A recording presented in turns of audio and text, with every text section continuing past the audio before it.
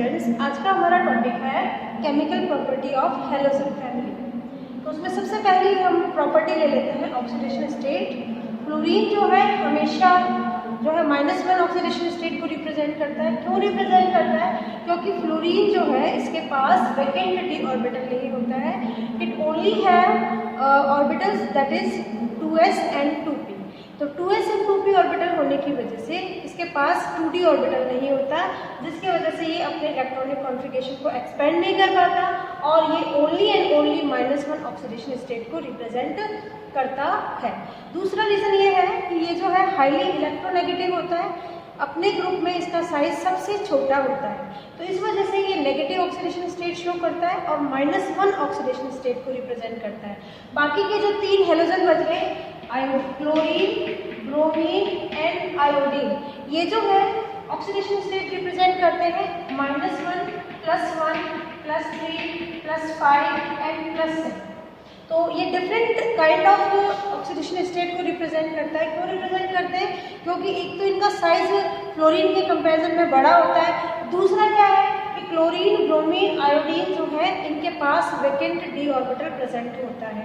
तो जब electron excite हो जाते हैं तो वो लोअर एनर्जी लेवल से हाई एनर्जी लेवल में अपनी एनर्जी को एक्सचेंज कर लेते हैं। तो वैकेंट ऑर्बिटल प्रोवाइड होने की वजह से जो क्लोरीन है, ब्रोमीन है, आयोडीन है, ये +3, +5, +7 ऑक्सीडेशन स्टेट को रिप्रेजेंट करते हैं। अब किस तरीके से रिप्रेजेंट करते हैं? ऑर्बिटल स्ट्रक्चर के अकॉर्डिंग हम देख सकते हैं। जैसे हमने क्लोरीन का एग्जांपल ले लिया, तो chlorine can show -1 oxidation state, +1 oxidation state, +3 oxidation state, +5 oxidation state and +7 oxidation state. हाँ, तो देखो क्लोरीन के अंदर क्लोरीन जो है इसके आउटरमोस्ट इलेक्ट्रॉनिक कॉन्फ़िगरेशन क्या होता है? 3s2 3p5। तो यहाँ पर इनके आउटरमोस्ट इलेक्ट्रॉनिक ऑर्बिटल्स को मैं यहाँ पे ड्रॉ कर लेती हूँ, 3s2 एंड 3p5 और इसके पास एक वैकेंट ऑर्बिटल होता है that is 3d orbital. This is 3d orbital 1 2 3 4 5। तो 5 वैकेंट d ऑर्बिटल इसके पास प्रेजेंट होते हैं। क्लियर? चलो अब देखो यहाँ पे s2 के अंदर कितने इलेक्ट्रॉन है? 2 और p के अंदर इलेक्ट्रॉन है 5।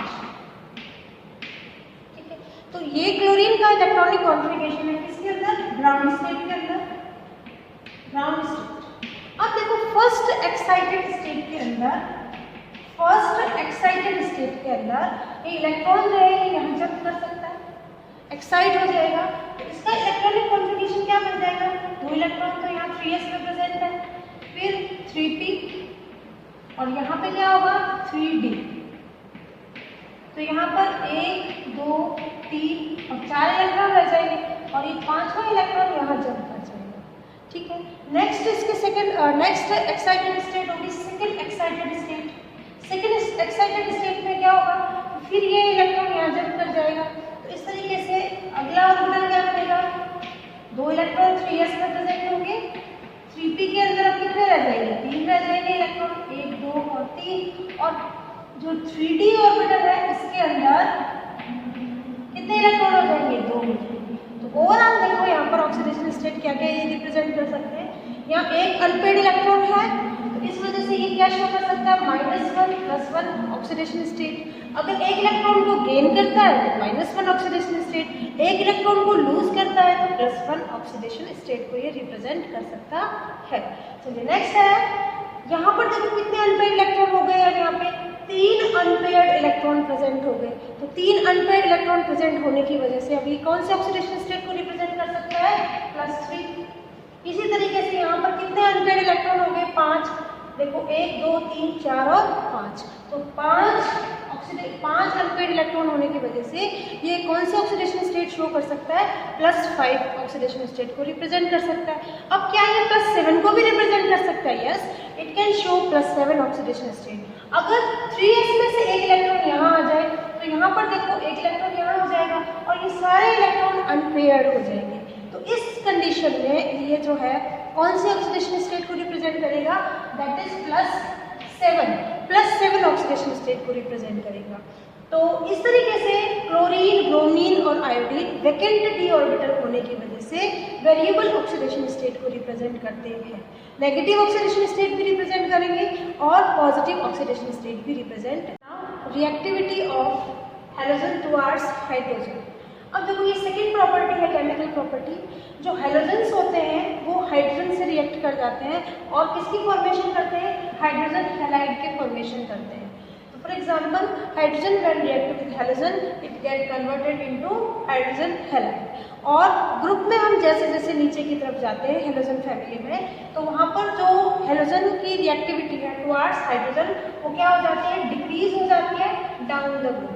It decrease down the group.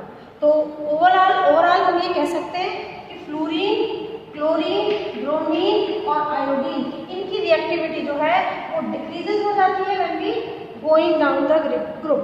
किसके टुवर्ड्स? हाइड्रोजन के टुवर्ड्स। तो फ्लोरीन जो है वो विग्रसली रिएक्शन करता है अगर ये डार्क में भी है। क्लोरीन सनलाइट के प्रेजेंस में रिएक्ट करता है। ब्रोमीन जो है ये हाइड्रोजन के साथ में हीट करने पर रिएक्शन देता है। और आयोडीन जो है इसकी रिएक्टिविटी इतनी कम हो जाती है कि ये कैटलिस्ट की प्रेजेंस में ही रिएक्शन देता है। तो ओवरऑल हम ये कह सकते हैं कि जो हेलोजन की रिएक्टिविटी है टुवर्ड्स हाइड्रोजन, जब हम ग्रुप में नीचे की तरफ जाते हैं from fluorine to iodine, reactivity decrease हो जाती है। Now properties of hydrogen halide. जब हेलोजन हाइड्रोजन के साथ में रिएक्ट करते हैं तो हाइड्रोजन हैलाइड की फॉर्मेशन करते हैं। और अब हम one by one hydrogen halide की प्रॉपर्टीज को डिस्कस कर लेते हैं। तो सबसे पहले है फिजिकल स्टेट। तो hydrogen fluoride, hydrogen chloride, hydrogen bromide and hydrogen iodide, इसमें HF जो है वो लिक्विड स्टेट में एग्जिस्ट करता है। It is low boiling liquid, और HCl, HBr और HI ये रूम टेम्परेचर पे किस फॉर्म में एग्जिस्ट करते हैं? गैसियस फॉर्म में एग्जिस्ट करते हैं। तो these are the physical states of halo acids.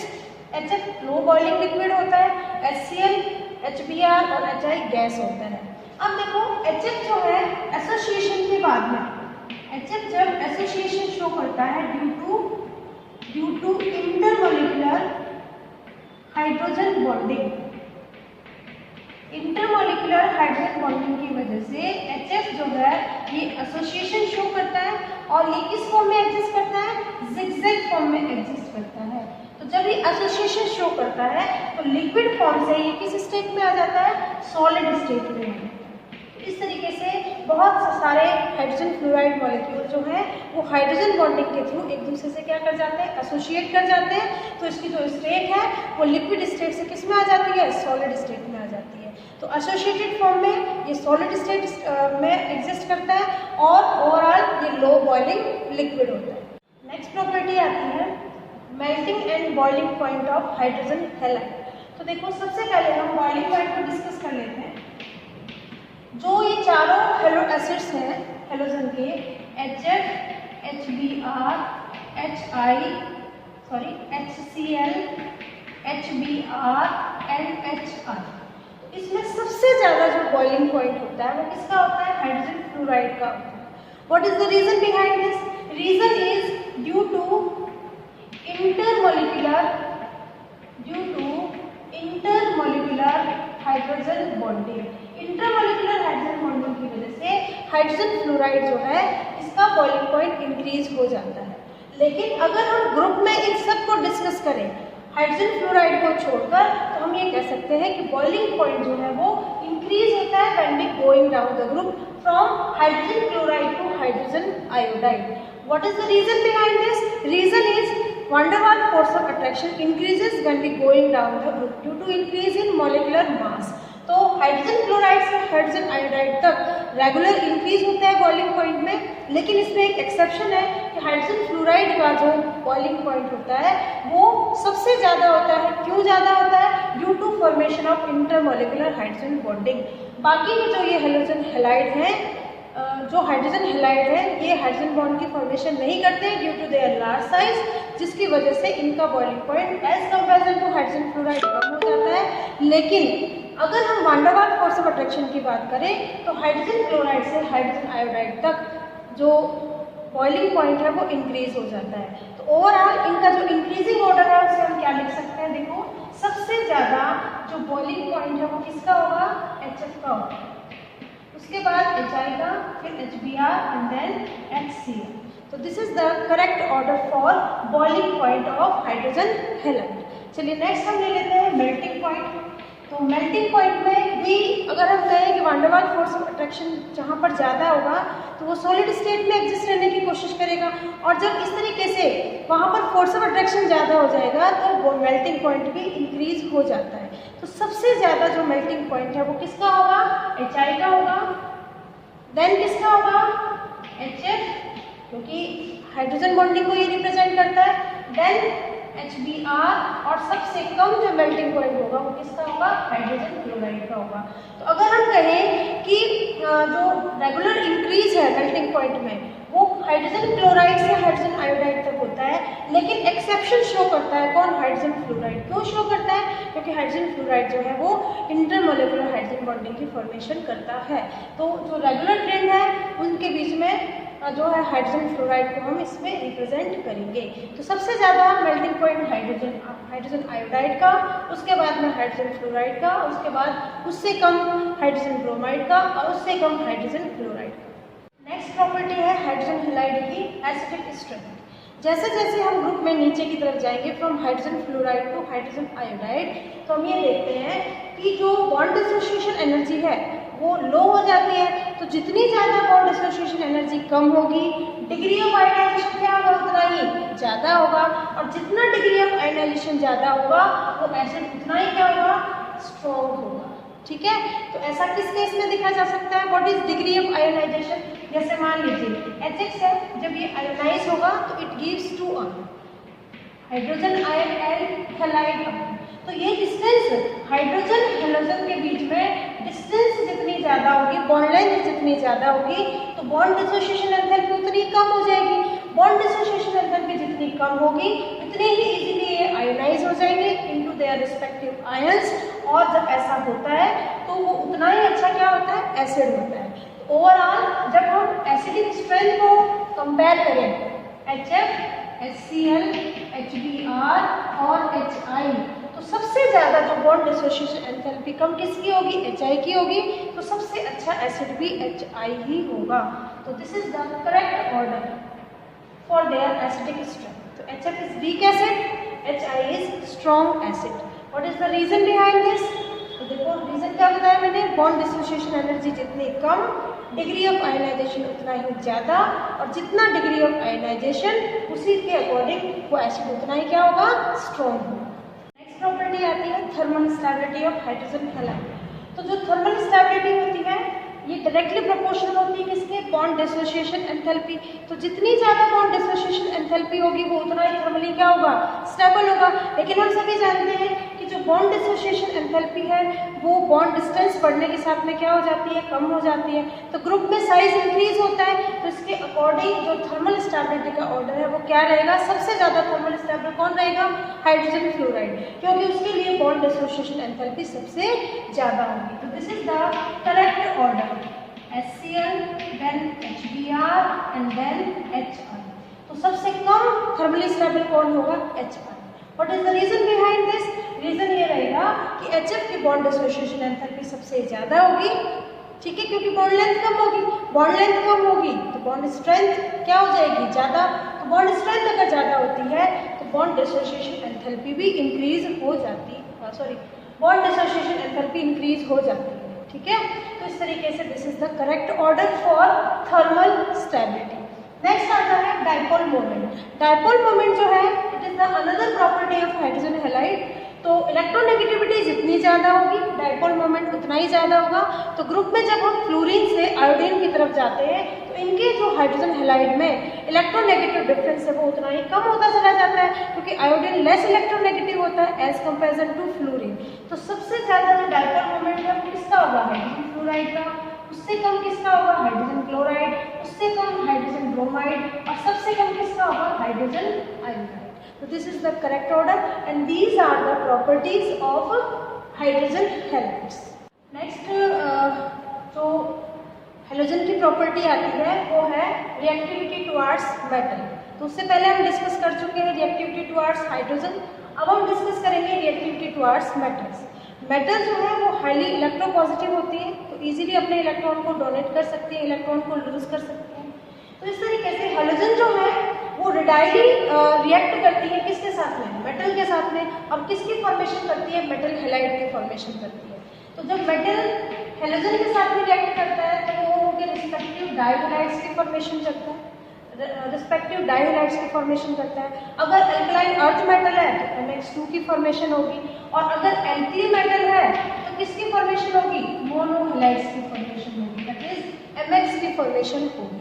तो अल्कलाइन अर्थ मेटल के साथ में, एल्कली मेटल्स के साथ में रिस्पेक्टिव मेटल हैलाइड्स की फॉर्मेशन होती है। अच्छा, अब ऐसा क्यों कि ये मेटल के साथ में रिएक्ट रेडाइली कंबाइन हो जाती है, तो due to strong oxidizing power. Strong oxidizing power क्यों होती है, क्योंकि इनकी इलेक्ट्रोनेगेटिविटी बहुत ज़्यादा होती है, और जो इलेक्ट्रोनेगेटिविटी का ऑर्डर है, जब हम फ्लोरीन से आयोडीन की तरफ जाते हैं तो इलेक्ट्रोनेगेटिविटी ऑर्डर डिक्रीज हो जाता है। तो इसी तरीके से मेटल के टुवार्ड्स भी इनकी रिएक्टिविटी डिक्रीज हो जाती है when we going down the group from fluorine to iodine. ये कह सकते हैं कि जो आयनिक कैरेक्टर होता है मेटल हैलोजन बॉन्ड का, वो डिक्रीज हो जाता है when we going down the group. तो सबसे ज़्यादा आयनिक कैरेक्टर किसका होगा, मेटल फ्लोराइड होगा, मेटल फ्लोराइड में होगा। इससे कम मेटल क्लोरीन में, metal bromide and metal iodide. तो जैसे जैसे इलेक्ट्रोनेगेटिविटी कम होती जाएगी वैसे वैसे आयनिक कैरेक्टर डिक्रीज होता चला जाएगा। नेक्स्ट प्रॉपर्टी आती है रिएक्टिविटी टुवार्ड्स ऑक्सीजन। जब हैलोजन ऑक्सीजन के साथ में रिएक्शन करते हैं तो ये किसकी फॉर्मेशन करते हैं, बाइनरी ऑक्साइड्स की फॉर्मेशन करते हैं। लेकिन ये जो ऑक्साइड्स होते हैं इनमें मोस्टली क्या होते हैं, अनस्टेबल होते हैं, अनस्टेबल होते हैं, specially in case of fluorine. Fluorine जो अपने बाइनरी ऑक्साइड्स की फॉर्मेशन करता है तो इसके अंदर जो ऑक्सीजन है जो है वो पॉजिटिव ऑक्सीडेशन स्टेट को रिप्रेजेंट करता है, जैसे OH2 का +1 ऑक्सीडेशन स्टेट को रिप्रेजेंट करता है, और O2 के अंदर वो +2 ऑक्सीडेशन स्टेट को रिप्रेजेंट करता है। तो ओवरऑल ये दोनों जो ऑक्साइड्स हैं फ्लोरीन के वो हाईली अनस्टेबल है।